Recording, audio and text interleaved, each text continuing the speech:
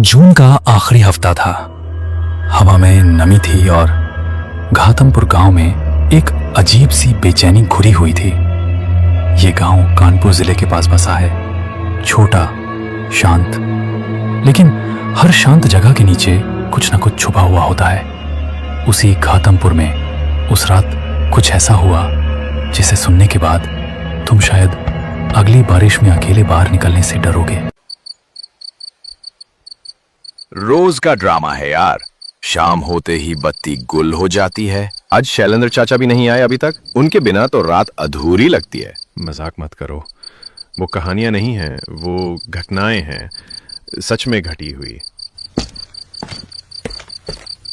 बिजली तो गई पर तुम्हारी आवाज यहां तक पहुंच गई। चाचा, आज कुछ ऐसा सुनाओ जो आपने अपनी आंखों से देखा हो। कोई ऐसा भूत वाला किस्सा। तुम लोग तैयार हो? क्योंकि जो मैं सुनाने जा रहा हूं वो कहानी नहीं, वो एक चेतावनी है।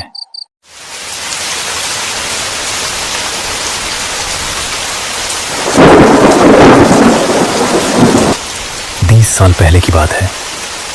बारिश की रात थी। अंधेरा इतना घना कि हाथ को हाथ नहीं सूझे। मैं अपने दोस्त शास्त्री के घर जा रहा था। रास्ता कीचड़ से भर चुका था। मैंने दूसरा रास्ता लिया, एक छोटा रास्ता जो बांस के जंगल के किनारे से होकर जाता था। आगे बढ़ते हुए मुझे एक टूटी फूटी झोपड़ी दिखी। बारिश से बचने को वहीं रुक गया।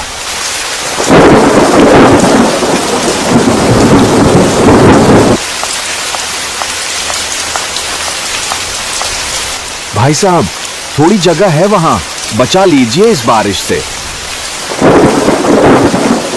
आ जाइए, इस अकेलेपन से तो अच्छा है दो डरपोक मिलकर बहादुर बने। अचानक बारिश की आवाज के बीच एक लड़की की धीमी मगर अजीब सी आवाज गूंजने लगी। घूमर घूमर कर चलती, आकाश में करती बादल, रातों रात भर कर बादल, कोई ना बच कर जाए। आपने सुना? लगता है कोई बच्ची है। चलिए देख लेते हैं। बारिश थम रही थी पर माहौल में डर और अजीब खामोशी भर गई थी। हम जैसे ही जंगल के किनारे पहुंचे, मैंने एक लड़की को देखा। भीगे बाल, सफेद कपड़े, वो हिली भी नहीं।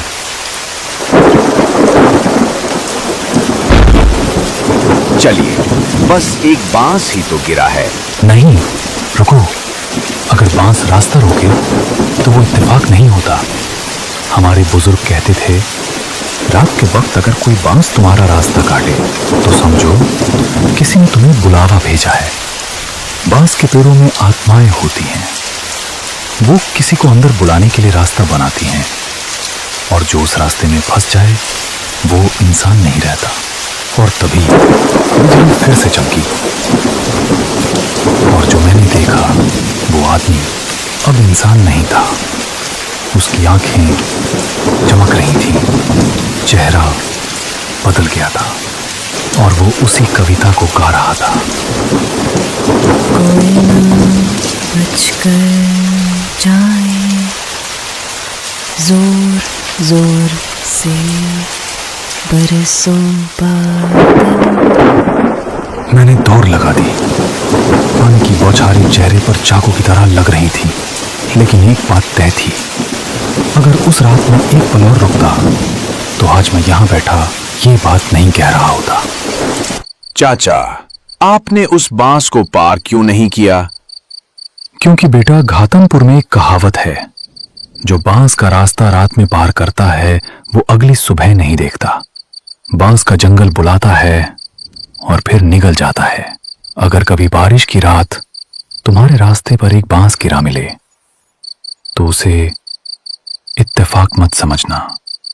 शायद वो तुम्हारे लिए आखिरी रास्ता हो।